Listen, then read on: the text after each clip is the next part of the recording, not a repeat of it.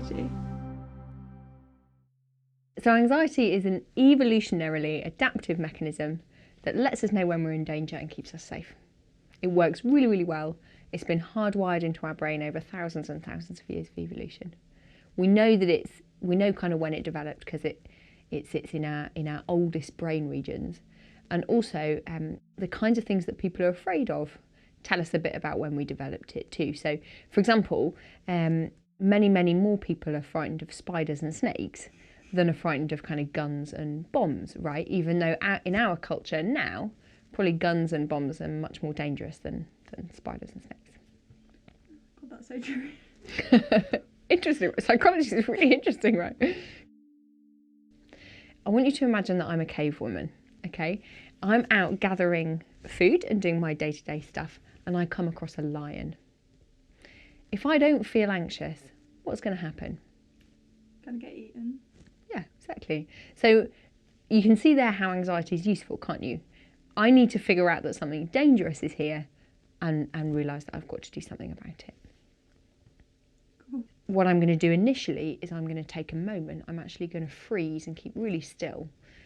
What I'm doing is all of my attention is hijacked. I'm not concentrating at all on the food I'm gathering anymore. I'm completely focused on the lion, like tunnel vision. And my pupils dilate so I can see in really high detail. I can take in loads of information. And above all else, I've got to keep still. So in that moment, I blend in. I guess what I'm hoping here is that the lion might not even spot me and might move on.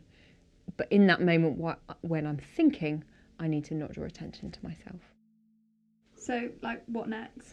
Once I've taken a moment to freeze and decide what I'm going to do, I've got to do one of two things, really. I've either got to fight the lion or I've got to run away.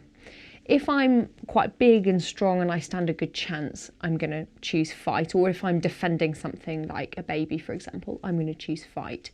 If I'm on my own or I'm a bit smaller, my best chance is just going to be to run away, okay? Either way, my body's got to get me into its kind of strongest, fittest, fastest position. So my heart rate's going to go up, my blood pressure's going to go up, I'm going to be diverting blood away from kind of unimportant things like digestion into my muscles so that I'm strong and fit to either fight or to run. My pituitary gland is going to release adrenaline and cortisol, so they're stress hormones that get me ready to go, and they also are natural painkillers so that I can tolerate how uncomfortable it all feels while it's happening. Other stuff is going to happen, so my breathing's going to change to get more oxygen into the system, and that can give me kind of an odd feeling of being a bit lightheaded or dizzy. Anxiety is the name that we give to how we experience all of those physical changes. So, for example, feeling hot, sweaty, like a racing, hammering heart, feeling a bit shaky, having butterflies in our tummy, and feeling totally focused on the threat. Does that make sense? Yeah. Okay. But, like, there aren't really many lions nowadays, so what do we get, like, scared of now? That's a really fair question. So we've got to think about what would be a threat now in the modern world. Anything that's kind of physically dangerous would be, so for example, being in an accident or being robbed, that would understandably cause a lot of anxiety. We're very social creatures. Our survival depends on being part of the pack and being accepted into a group. So actually, a lot of threat now will be anything that's social related. So for example, giving a speech to a lot of people, or performing karaoke or something like that, or speaking up in front of a group. That would all cause people a lot of anxiety.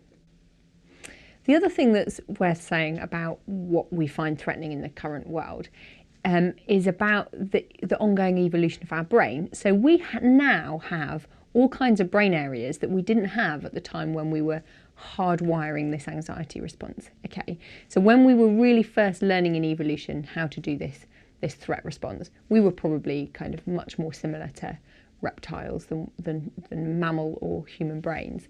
What our brains can do now is it can conjure up stuff that's not actually there.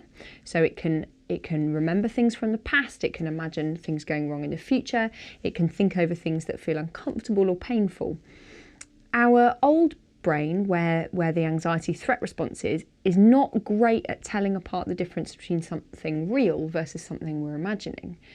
So while our new brain is very clever and does lots of really good stuff for us, it does unfortunately mean that we can kind of put ourselves into a state of anxiety just with what we're thinking about all the time. So a lot of kind of stress now is simply from the fact that our brain is almost too clever for our old brain to cope with, and so we trigger off our own threat system just from thinking. Not even real worries. That's exactly right.